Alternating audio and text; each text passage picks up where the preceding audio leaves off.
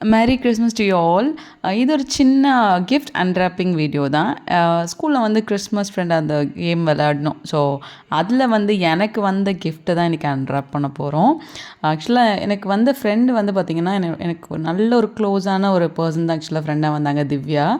Actually எனக்கு அவங்க ஃப்ரெண்டே தெரியாது. பட் அவங்கக்கிட்ட நிறைய நான் வந்துட்டு யாரா இந்த மாதிரிலாம் டாஸ்க் கொடுக்குறது அப்படின்ற அளவுக்கு எல்லாமே ஷேர் பண்ணேன். அவங்க முன்னாடியே நிறைய டாஸ்க் கூட பண்ணியிருந்தேன்.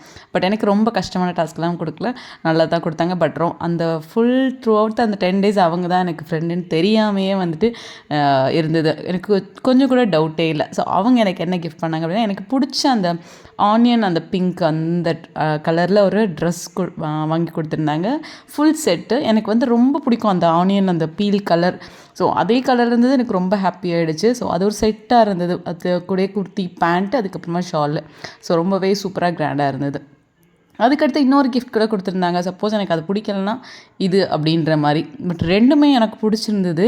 இது வந்து ஒரு பவுல் மாதிரி, அதில் வந்துட்டு அதோட லிட்டோடு இருக்க மாதிரி இருந்தது. ஸோ இதுவுமே வந்து யூஸ்ஃபுல்லாக இருக்கிற மாதிரி இருந்தது. என்கிட்ட இந்த மாதிரி வந்து அந்த இந்த மெட்டீரியலில் என்கிட்ட இல்லை இது வரைக்கும். ஸோ இதுதான் அது. ரொம்ப சூப்பராக இருந்தது. அதில் நட்ஸ் எல்லாம் போட்டு வச்சுக்கலாம். அது மேலேயும் கூட அந்த லிட்டோட மேலேயுமே ரொம்பவே சூப்பராக இருந்துச்சு.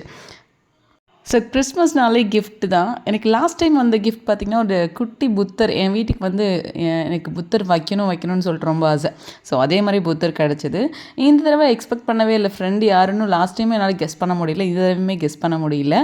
ஸோ கிஃப்ட் எல்லாம் ரொம்பவே சூப்பராக இருந்தது. தேங்க்யூ திவ்யா. ரொம்ப 2 கிஃப்ட்டுமே எனக்கு ரொம்ப டச்சிங்கான, ரொம்ப பிடிச்ச மாதிரியான ஒரு கிஃப்டாக இருந்தது. So thank you so much.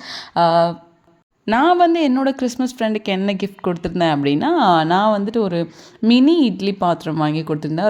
ஒரு 3 லேயர்ஸ் இருக்க மாதிரி. அவங்கக்கிட்ட அது இல்லை. ஸோ அவங்களுக்குமே ரொம்ப பிடிச்சிருந்தது. அவ்வளோதான்.